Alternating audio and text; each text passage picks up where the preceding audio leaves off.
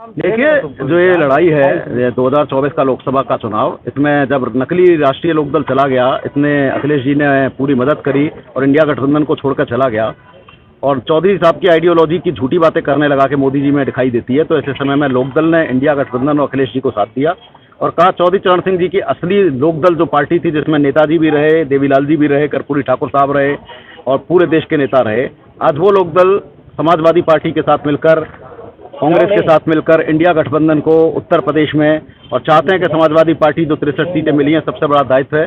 और ऐसे में अखिलेश जी की भूमिका प्रदेश में नहीं पूरे देश में सबसे ज़्यादा है।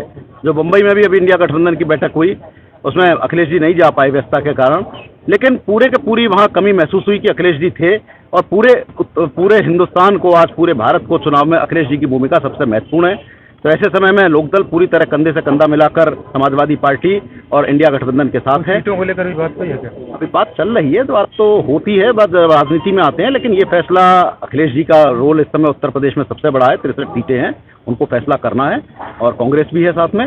तो आज हम पूरी तरह से आज देश बचाने को, लोकतंत्र बचाने को, संवैधानिक संस्था और सबसे बड़ा मीडिया भी बचाने को, आज यूट्यूबर्स पर जिस तरह लगाम लगाने को ब्रॉडकास्टिंग बिल लाया गया है, किसानों पर जिस तरह अत्याचार हो रहा है, तो आज देश बचाने की लड़ाई है, लोकतंत्र बचाने की लड़ाई है, संवैधानिक संस्थाएं बचाने की लड़ाई है। ऐसी लड़ाई में लोकदल पूरी तरह से इंडिया गठबंधन के और समाजवादी पार्टी के साथ है, कंधे से कंधा मिला के खड़ा है। और लोग कुछ भी नारा दें 370 और 400 की बात, इस बार उत्तर प्रदेश में कम से कम 60 सीटें इंडिया गठबंधन जीत के उत्तर प्रदेश में जाएगा। और ऐसे ही हम इंतजाम कर रहे हैं कि भारतीय जनता पार्टी जो 2 सीटों की पार्टी होती थी, धीरे धीरे वहीं पहुंचेगी देश में।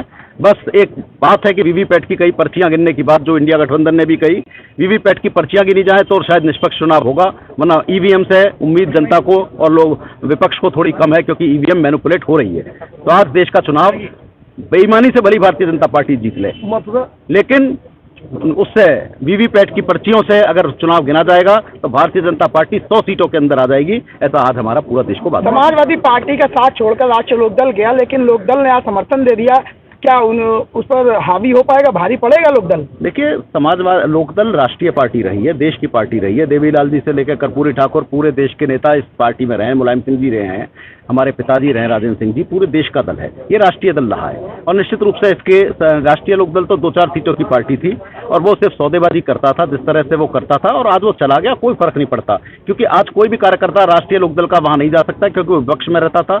वो एक सत्ता के विरोधी थे, जो किसान आंदोलन के लोग थे, सत्ता के विरोधी लोग थे। आज बीजेपी को जैन से कोई फायदा होने वाला नहीं है। जैन जी को कुछ फायदा होगा, वो एक अलग बात है, लेकिन बीजेपी को कोई वोट बैंक नहीं जाएगा। जो विपक्ष का वोट है आज पूरी तरह समाजवादी पार्टी और लोकदल के साथ और इंडिया गठबंधन के साथ खड़ा है और बहुत बड़ी क्रांति आएगी इस चुनाव में, आप देखेंगे।